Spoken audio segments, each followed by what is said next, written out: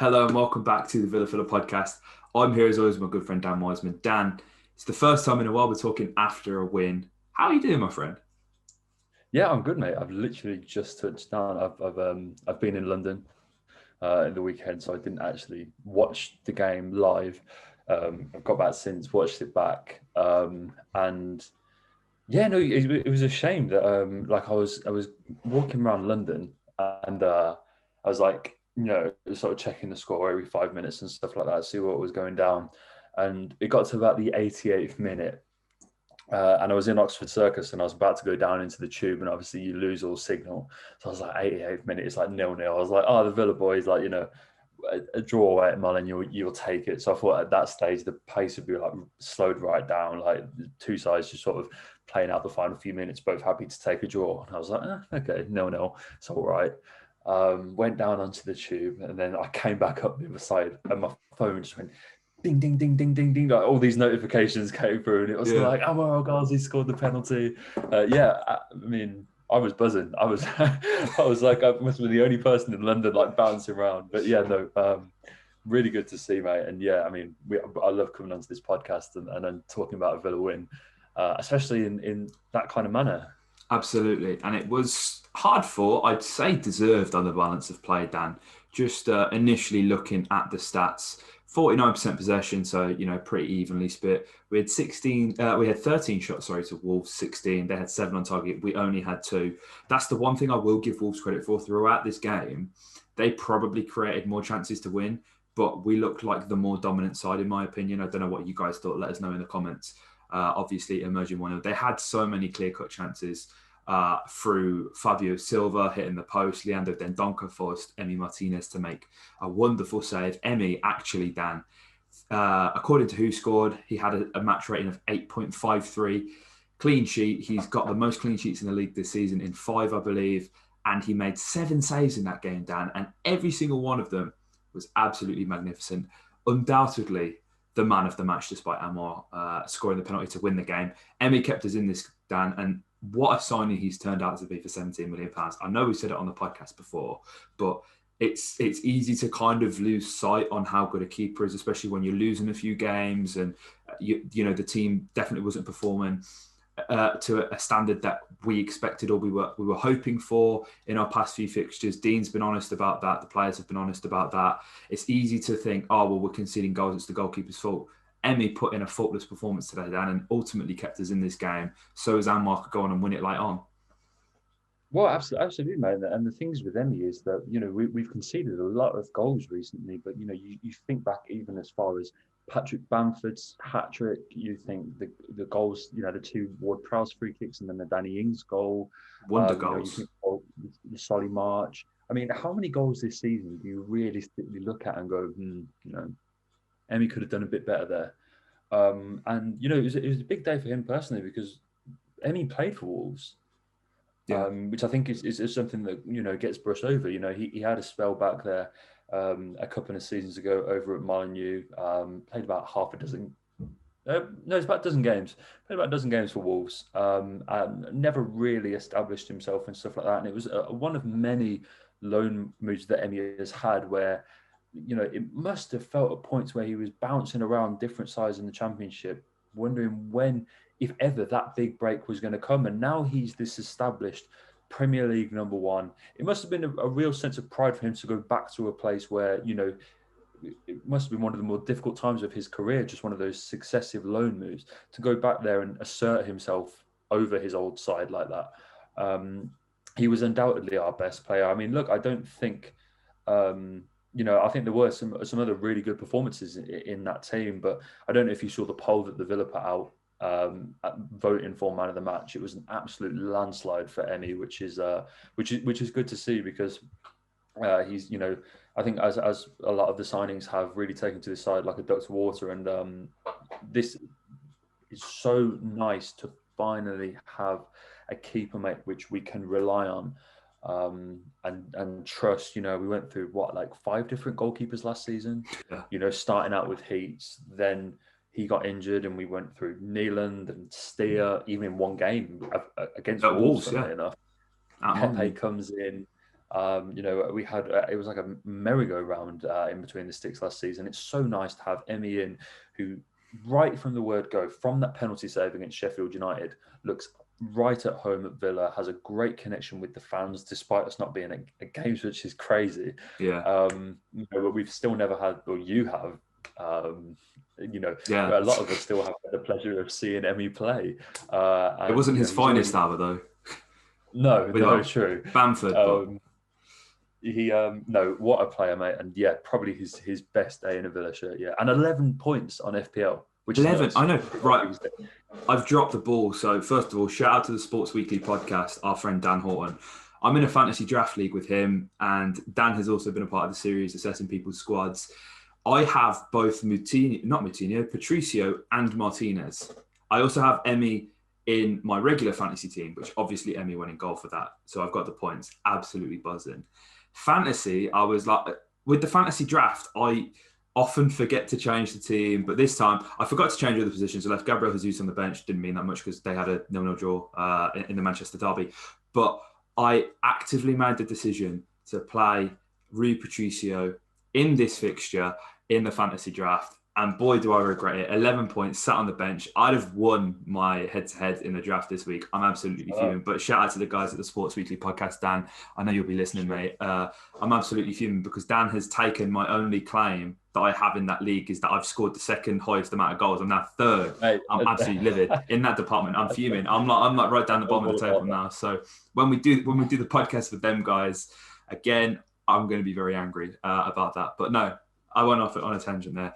Many other players, Dan, performed extremely well in the game. One, again, I don't want it to seem like this is a backhanded compliment or anything. A rare shout out from myself and Matty Target has had a very good season this season, and again proved himself. He's developed his game so much in the past 12 months. I want to say you've only got to look back to this time last year when we played Wolves, and he's faking an injury to come off against the Dharma.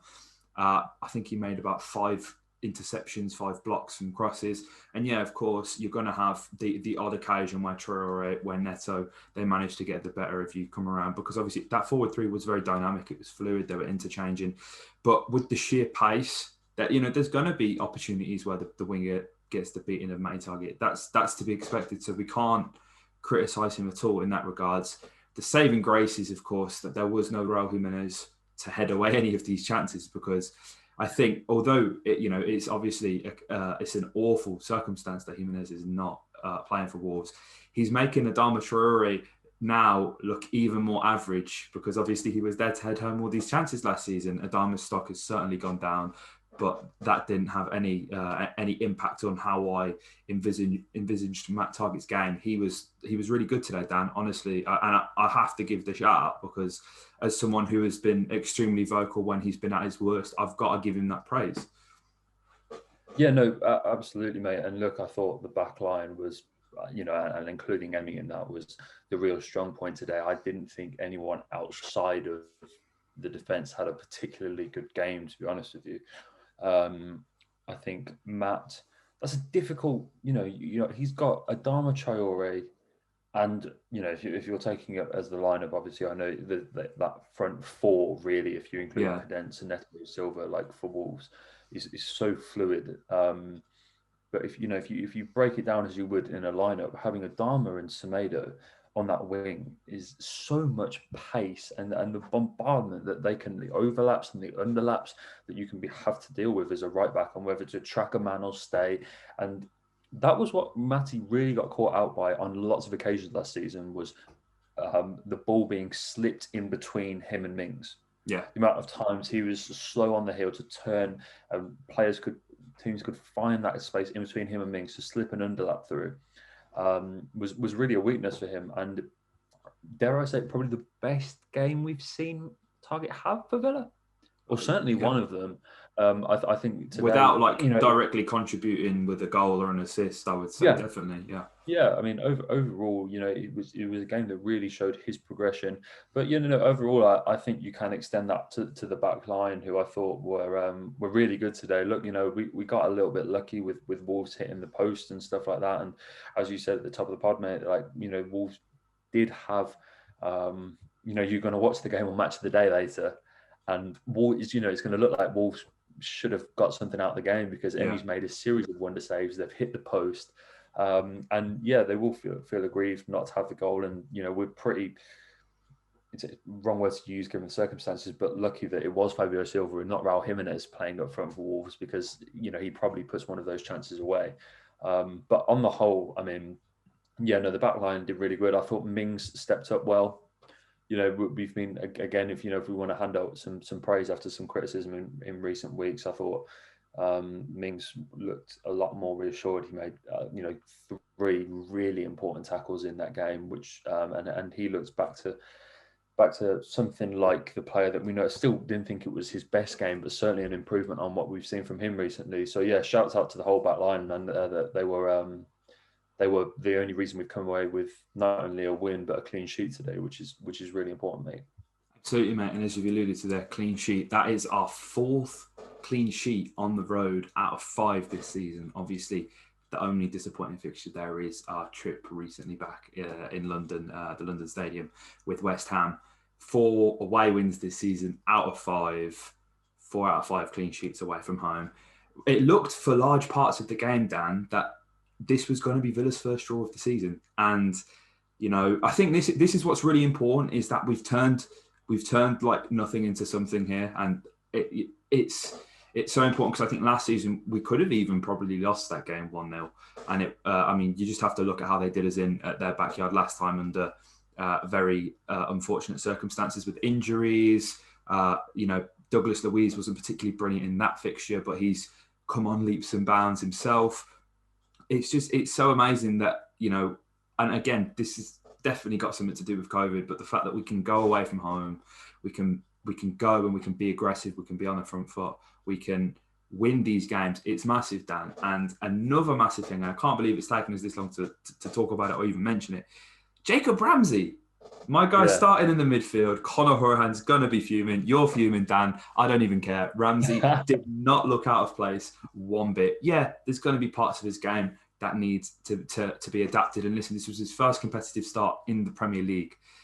Absolutely mental against a local rival. It's not a derby, it's a rivalry. But Ramsey didn't look out of place, Dan. He played some very nice crosses, adopted some very nice positions, made some intelligent runs in between the defence. We have 2 generations of the Aston Villa Academy in the starting lineup there, Dan. And man, I'm just gassed, man. Like Jacob Ramsey, he must be as well, lifelong Villa fan. And he didn't look out of place, as I say. Really impressive from him, lasted the full 90.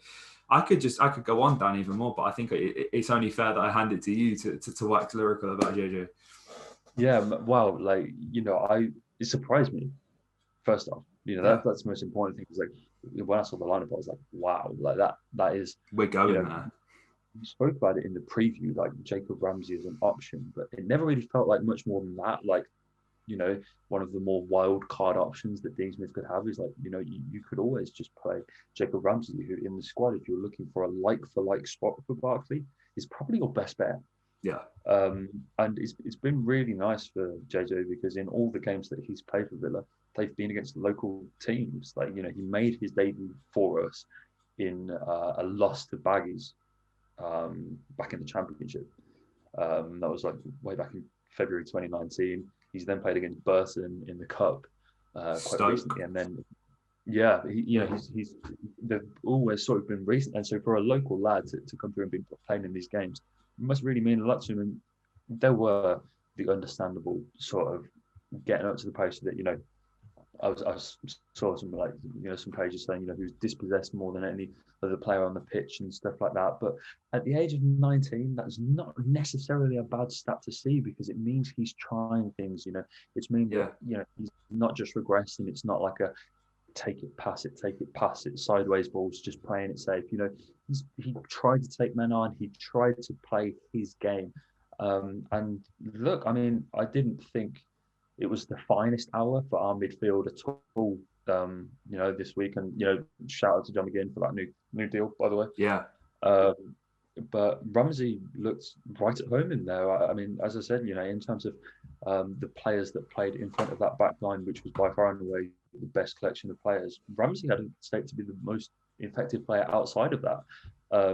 I thought he really tried to play his game plan. I don't think he did himself any harm at all. I mean, Stock's Who, rising, man. yeah, like and it's good, mate, that we're starting to see this come out of Villa now. Like we, these players who we're producing through the academy that don't seem to, like we've had like the Hepburn Murphys, the Callum Robinsons, the Gary Gardners and stuff like that, where like you watch them, it's like, Oh god. mm, like maybe you're good enough We're talking a realistically. different gravy now, Dan. You just got to look at the under 23s the other night with their last minute goal from Louis Barry against Reading and the Majewski, and Yeah, Carney Chupoyenka, fantastic in that game as well. We've got some serious ballers in the club, man. well, that's like sometimes, mate. What's really interesting to see with this Villa is this new academy project started about 2 years ago, which is not long. For this current crop of, I was reading an article not long ago, for this current crop of English players that we have coming through, this project started in 2009, and only now are we starting to see the results of that, whereby the FA turned it around and said, no, we're going to completely remodel our academies, restructure the England setup to produce better players. And it's taken us about 11 years. With Villa, it's already 2 years in, and we're really starting to bear the fruits of that. And yeah, a great result for Mark Delaney and his guys at Reading. Louis Barry, speaks for What a himself. There's goal! so many other exciting players in that side, and yeah, Louis just sort of that. When you're the number 9, when you're the goal scorer in that side, you're always going to attract the headlines. But he's far from being the only player in that squad with a sky high ceiling. And now that we're starting to see them come into games in the Premier League and not feel like a rabbit in the headlights, which is something we said in the preview of Fabio Silva, who's a Yeah, £35 million player from Porto, whereby he looks a bit tentative in certain Premier League games, looked a bit scared, seemed to get in the way sometimes of that Wolves fluidity that we talked about. JJ showed none of that. no, absolutely. It was such an important result, especially after the past few podcasts we've kind of been sat here, certainly not worried, frustrated, and I think Dean hit the nail on the head really in his post-match interview, saying that the only I think there's only been one occasion this season, which was against Leeds, where we've truly been outplayed, and we got what we deserved in that game. There have been other occasions where we haven't. It's of course been our own doing, but the fact that we're here, we've got the 3 points. It's absolutely massive, Dan. Anwar El Ghazi, man. And Dan, I just want to say, because I think it was the last podcast or the podcast before, we spent a few podcasts debating penalty takers, Dan. I said, there's footage. I said El Ghazi. Did I not? If Did, he could get his absolutely. way in the side, and he got his way in the side. He's trained really hard. Phenomenal post-match interview. And listen, here at the Villa Filler, we love Anwar El Ghazi. We do genuinely. We love him so much, and there's been so much slander on the timeline for in going towards him. He deactivated Twitter. Villa fans, just look at yourself in the mirror, man. That's a disgrace. Yeah, You guys know who you absolutely. are. But listen, for him to come back, for Jack to trust him, to give him the penalty in that situation, and for the celebrations afterwards. Anwar was, he was gassed, he was chill, but Jack was like, "Nah, like this is your moment. We're celebrating. Like this isn't we're not walking off and just clapping. Like you've won the game in the 95th minute. You are celebrating, man. Like this is big. Especially Trez wasn't in the squad. We're not quite sure why. It could have been to do with the injury or whatever. He came on to replace Bertrand, who again, stock's high, new transfer, going to want to play. The fact he's forced his way in there, he's got a goal. Surely, Dan, a shoe-in for Thursday night against Burnley.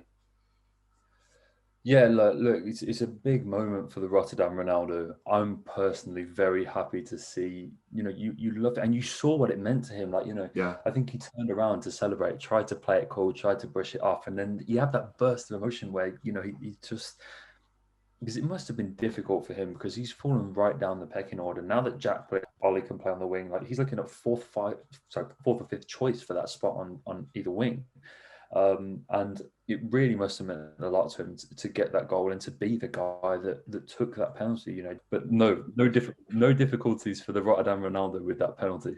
Top guy. It meant a lot to him, and I think Jack hands him that penalty and is lucky that he scored it really because if he put that wide, I think a Oh lot would god, have been yeah. on Jack like palming off that penalty and like not wanting to take. And so it's a good thing that Anwar did score, but no, really happy for him, mate. He deserved that moment, and it was it was about time that one of those refereeing decisions paid dividends, because there were so many of them, throughout the game. Where I think there was 38 free kicks given in that game, 9 yellow cards, 2 red cards. We get that penalty call in the 90th minute, and then, as you said, like I was buzzing along in the tube, and I didn't even know that all this was going on. Came back up, and yeah, nice to see that we've lifted that penalty hoodoo off the club, that we've got players who can step up to the mantle and take that penalty. And yeah, with Trez, we don't know where he is, what's going on there. We're assuming it's innocent one, like an injury or something like that, and hopefully not a long-term one. Then you're right that, Anwar suddenly could be creeping back into the fold. Absolutely. And Dan, just quickly on the point of refereeing decisions, are we at all shocked that it was a Mike Dean officiated match? No, absolutely not. Douglas Luiz probably deservingly saw reds for 2 yellows. I mean, the first one was for a stupid pull, but for how he led into the challenge, it was an inevitable second yellow. So unfortunately, we will be without Dougie on Thursday against Burnley, and also Matty Cash, because he has now amounted 5 yellow cards, so he will be missing that through suspension. It's interesting, Dan, because Burnley. Looking at the table, it's not too good. It's looking a bit better than it was a few weeks ago, that's for sure, for Burnley. But again, we can't really judge it by that, Dan. It's going to be a tough game. We're at home, and the pressure's on us, really, Dan, to perform. It's going to be. I think because now we've got these night games back, because of how the Premier League's scheduled. We've all seen Villa do bits of a night time. We didn't against Leeds. We'll forget about that. But these night games, we're doing the most, man. It's a big game, and especially with the ones that we've got coming up. We've got Crystal Palace soon. We have Burnley soon, West Brom soon, sorry. And then we've got a big game against Manchester United coming up after that. It's important, again, that we get points on the board. We can try and maintain this kind of top half that I think is going to be realistic at the end of the season if Villa, can kind of just it's just a bit of consistency, really, Dan, in terms of performances. I think is what I'm looking for. Obviously, looking at the table, Dan, now we are firmly mid-table in 10th. There are still some games to play. We have a game in hand. Burnley are sat in 18th on 6 points. It doesn't look good for Sheffield United. West Brom are starting to get a few points, although that was an awful game against Newcastle they had earlier, especially with the whole COVID issue. But things don't look too bad for them. So, Burnley are going to be looking at this as an absolute must to at least try and get a point, so as they can just start to scrape their way from that bottom 3, because they're not going to want to be there by the end of the season. Well, mate, like we it's now where we have to turn Villa Park into a place where we can go and get points, because if you take this season and you rank the league table just on away games, we sit 4th in the away table. We're a Champions League side. We have 13 points from our 5 away games, which is almost perfect. We've been really good, but we then at home we have an issue, and we sit 11th in the league if you rank it in terms of home performances. So there's a huge drop off that we're seeing, and it's like the Brighton game, the Southampton game, the Leeds game, the games where you expect the Villa to be getting points this season. Those are the teams who, Southampton are a good side, but when all is said and done at the end of the season, they're a side that we're going to be competing for positions with, you imagine. Yeah. Brighton, the same. Leeds, the same.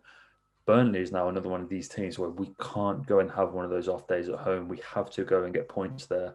But Burnley, it's not going to be easy. They play. We record on the Saturday night. They play tomorrow night against Arsenal at the Emirates. But they went and got a 0-0 draw at Brighton. They then got that final home goal and home win against Palace. They went to the Etihad, but you can't really judge them on that game. And then at home they went and got a draw against Everton. So they're seemingly now trying to find a formula, and it's coming together. a little bit for them, and they'll take what they can get of this game. And of the games that they've got coming up, they've got Arsenal, they've got us, they've got Wolves, they've got Leeds, Sheffield United, Fulham. They're entering a patch of games now where they're starting to gather some kind of momentum at the right time, and they'll be coming wanting to prove a point and get a fight, and ultimately just get any kind of result that they can. So it's going to be far from easy, and dare I say, we are going to need to play perhaps a little better than we did in parts today if we're going to go and get a result, because Burnley are a difficult side to go and play against, and without Louise, without Matty Cash, that's not going to be an easy game. Absolutely, and I think I might actually be at the game. I'm hoping. I'm still waiting to hear on press accreditation for that. But so the podcast will probably be out later than normal, but you'll have that hands-on experience from myself. Hopefully, touchwood, all goes well, and hopefully the Villa boys can get another 3 points on the board, because that would be amazing, Dan. I think that's a really good note to end the podcast on. Some positivity. Aston Villa are doing bits. We've got 3 points. We're 10th in the league. We've got games in hand. We've got a game on Thursday. It's all happening. If you guys did enjoy this video, please hit the like button. Comment your thoughts below. Who was your man of the match of the game? I'm going for Emi Martinez personally. I think Dan is too. Let us know who your shout is in the comments below. And if you haven't, just subscribe, because we seem to have lost 4 subscribers. Like, where have you guys gone? So subscribe. A lot of you guys, I think it's like 56% of the people who watch the podcasts, listen to the podcast on YouTube, are not subscribed. So make sure you subscribe and you hit the bell button. That will notify you every single time we upload a podcast or a video. The video that's linked at the end of this will be a video on Luke Nilis. We're looking to try and break 1,000 views on that. That is coming soon. It's coming soon. I think we're on like 930. So if you guys are interested in the story of Luke Nilis' time at Aston Villa, check that one out too. Like, comment, subscribe, and up the Villa.